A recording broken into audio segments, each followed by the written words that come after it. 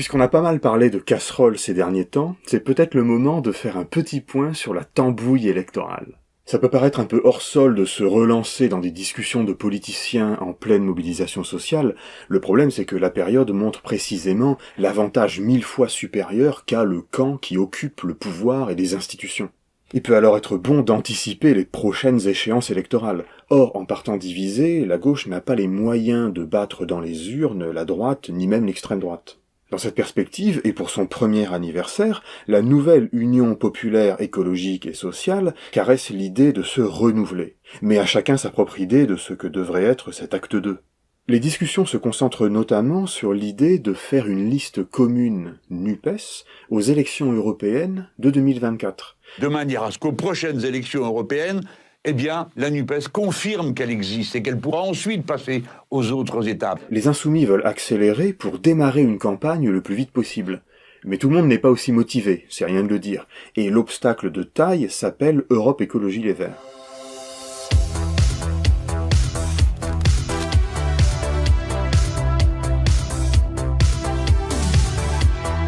Les socialistes, en tout cas ceux qui suivent le secrétaire général Olivier Faure, sont de plus en plus ouverts à l'idée d'une liste commune. Mais ils demandent qu'il y ait davantage d'accords sur le fond et que le calendrier des discussions soit remis à la rentrée prochaine. Du côté du Parti communiste, Fabien Roussel a multiplié les déclarations hostiles à la NUPES et emploie son temps à ressusciter les zombies de la Hollandie.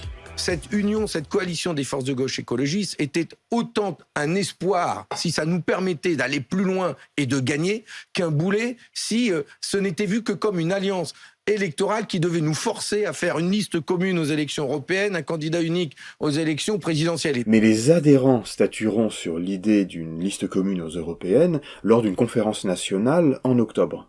Dans une interview donnée au JDD fin avril, la secrétaire nationale d'Europe Écologie Les Verts, Marine Tondelier, réaffirmait son opposition à une liste commune en 2024, conformément à ses engagements lors de son élection à la tête du parti.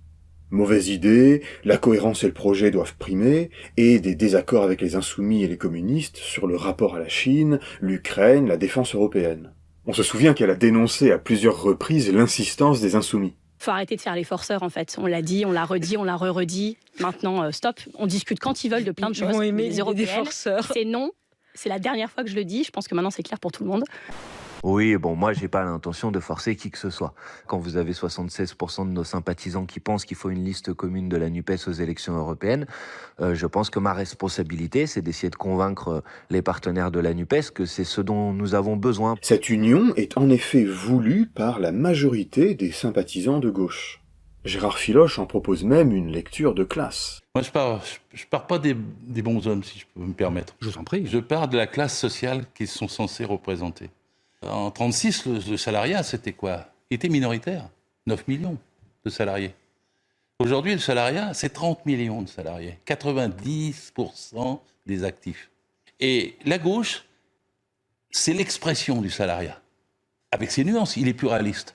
Dans cette même interview au JDD, Marine Tondelier affirme par ailleurs avec une grande clarté son souhait que la NUPES serve à construire une candidature unique de la gauche et des écologistes à l'élection présidentielle de 2027. Or, pour tous les partisans d'une liste commune aux européennes, c'est aussi la perspective de 2027 qui est cruciale. Il s'agit de se placer en tête en 2024, devant le RN et Renaissance, pour casser ce récit du RN comme adversaire principal de Macron.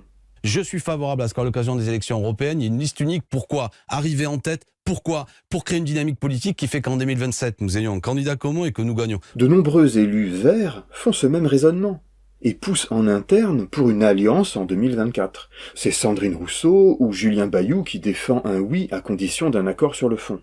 Et le parti Génération, dont les 4 députés siègent au sein du groupe écologiste à l'Assemblée, sont aussi pour une liste commune.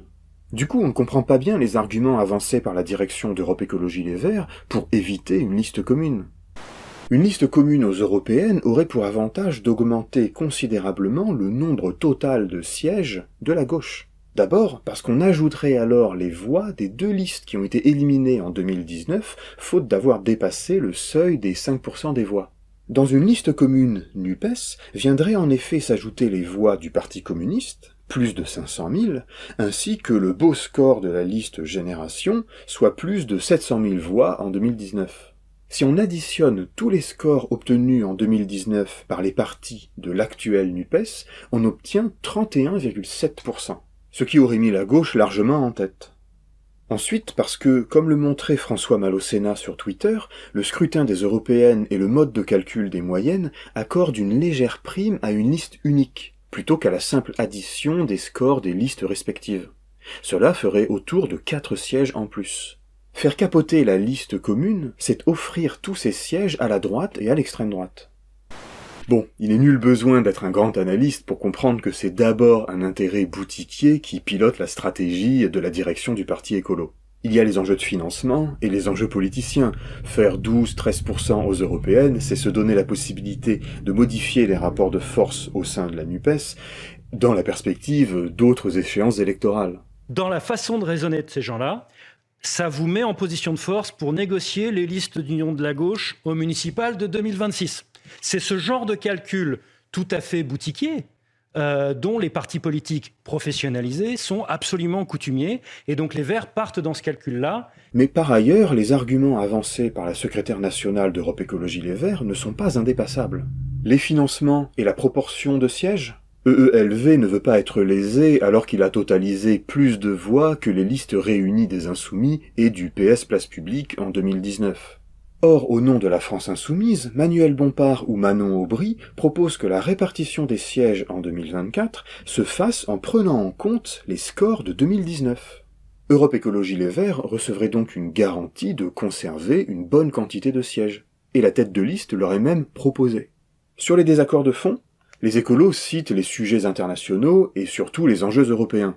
Dans une note de blog, la députée insoumise Manon Aubry a essayé de montrer que les accusations respectives d'être des eurosceptiques ou d'être des eurobéats peuvent être dépassées. Et puis, soyons pas hypocrites, on peut le déplorer, mais si les européennes se jouaient sur des enjeux européens, ça se saurait. Ça fait 4 ans que je suis élue au Parlement européen. 80% de nos votes sont en commun. Les combats dont je vous parle au Parlement européen contre les accords de libre-échange pour un devoir de vigilance des multinationales, on les mène avec les écologistes, avec les socialistes, et plus de 80% de nos votes sont en commun. Partir désunis, c'est l'assurance de se retrouver avec une liste de gauche au mieux en 3e ou en 4e position, soit celle d'Europe Écologie Les Verts, ou bien même une liste d'union France Insoumise Génération, et peut-être PS et PC. Mais ça alimenterait le narratif « gna gna gna, c'est le RN qui profite de la séquence des retraites », et puis on aurait pour des années encore le duel RN-Macronie, etc. La NUPES, oui, peut l'emporter et se poser en alternative crédible dans la perspective de 2027. Soit vous aurez le bâton du RN, le bâton des macronistes, je ne sais pas dans quel ordre, et derrière tous les petits bâtons de la gauche. Alors qu'est-ce que vous dites ? La question peut être discutée politiquement. Il faut entendre qu'Europe Écologie Les Verts estime avoir de sérieux désaccords avec les communistes et les insoumis. Et il faut aussi entendre les craintes des insoumis de voir leur mouvement se centriser dans cette opération. Mais d'un point de vue de calcul électoral, il n'y a pas à hésiter, et il serait déraisonnable de ne pas s'unir. Donc voilà pour la tambouille. Et à la semaine prochaine.